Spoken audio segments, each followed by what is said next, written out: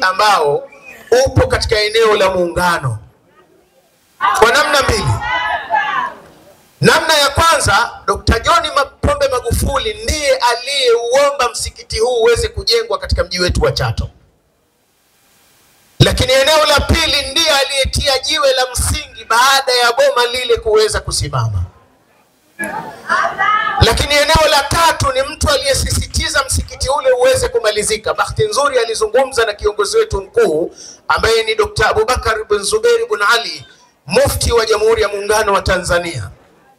Katika mazungumzo yao imekuwa mufti kila mara anatuuliza kuhusiana na msikiti huu, na bahati nzuri mara ya mwisho juzi alikuwepo hapa na amepita katika msikiti ule kuutazama. Katika kumbukumbu za Mheshimiwa hayati Dr. John Pombe Magufuli, msikiti ule hatuwezi kuweka mbali. Ni msikiti uliona hadhi kubwa kwa namna ambavyo kwamba umejengwa, lakini unataraji kuingiza watu zaidi ya watu 10,000, na ni msikiti ambao kwamba ulikuwa unatia heshima katika mkoa wetu na nchi yetu na wilaya yetu. Tuombe, maana tulitaraji, tunao wawakilishi ambao pia tunataraji kwamba wangefanya kazi kubwa sana ya kuhakikisha jambo kama hili lisinyamaziwe, ili vyombo na serikali ipate kufahamu, na wale waliokuwa wamepewa dhamana ya kujenga msikiti huu kama wafadhili wasingeacha na kuutelekeza kama vile. Tuombe sana kwanza kwa mama yetu mpendwa Mama Samia Suluhu Hassan, rais wetu wa Jamhuri ya Muungano wa Tanzania. Jambo hili lilikuwa likifanywa chini ya ofisi ya Mheshimiwa Rais ambaye alikuwa ni hayati Dr. John Pombe Magufuli, wakati ule yeye ni makamu wa rais, lakini sasa ndio mwenye nchi, ndio rais wa Jamhuri ya Muungano wa Tanzania. Jambo hili aweze kulishika kama alivyosema katika miradi yote, akiutaja na msikiti ule basi uweze kumalizika, kwa sababu msikiti ule usipomalizika kuna namna mbili. Namna ya kwanza, unapoendelea kukaa vile unaufanya msikiti ule kukosa uthamani, lakini kukosa ule mradi, kwa sababu ni ujenzi ambao kwamba umefanyika sasa miaka 4, 5. Msikiti ule unaendelea kukosa ile nguvu, kwa sababu ile ni simenti inaendelea kuharibika.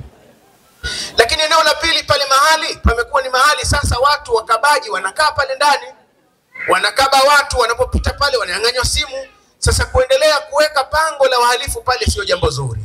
Lakini pia tuwape wito, mbali na kumuomba Mama Samia Suluhu Hassan, tunajua ana uwezo kama vile ambavyo miradi mingine ameendelea kuifanya na kuikamilisha katika nchi yetu na wilaya yetu ya Chato. Miradi mingi sana aliyoiacha Dr. John Pombe Magufuli ameikamilisha na ameendelea kuitekeleza.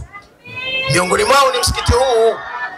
Lakini hata wale ambao walichukua dhamana, taasisi ya Al-Hikma Foundation walibeba dhamana ya kujenga msikiti ule, na bahati nzuri ni taasisi yetu ya Kiislamu, inapaswa kuchukua jukumu hili, na kama wameshindwa basi watoe taarifa kwamba wameshindwa, ili wale ambao watakuwa tayari kuweza kufanya jukumu hili waweze kulifanya msikiti huu uweze kukamilika.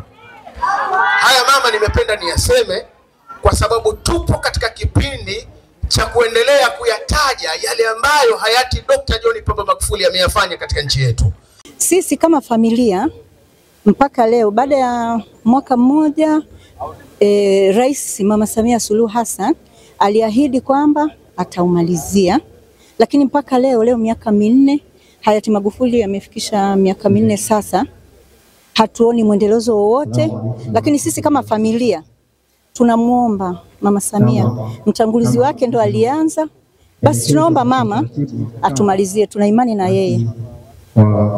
Ule msikiti tuendelee tu kumuomba Mheshimiwa Rais au kumbuke mwenzake ndio aliuasisi msikiti mkubwa wa kusali wa Waislamu 9,000, kwa ndani mnaingia 6,000, mzunguko wa Waislamu jumla 6,000, 3,000 wa nje 9,000. Kwa hiyo ni msikiti ambao kwa kweli hayati John Pombe Magufuli alikuwa sio mbaguzi wa watu. Sisi kama familia ya Dr. John Pombe Magufuli tukisema kuhusiana na msikiti lazima tuwe mstari wa mbele, kwa sababu kwanza kwa historia iliyopo, Dr. hayati John Pombe Magufuli alikuwa mdau mzuri sana wa mambo ya imani kwa pande zote, dini zote za Kikristo na kwa namna yoyote ile kuhakikisha msikiti unaendelezwa, na sisi kama familia tuko tayari kuungana na Waislamu wote ili tuweze kupambana ili msikiti ule uweze kumalizika.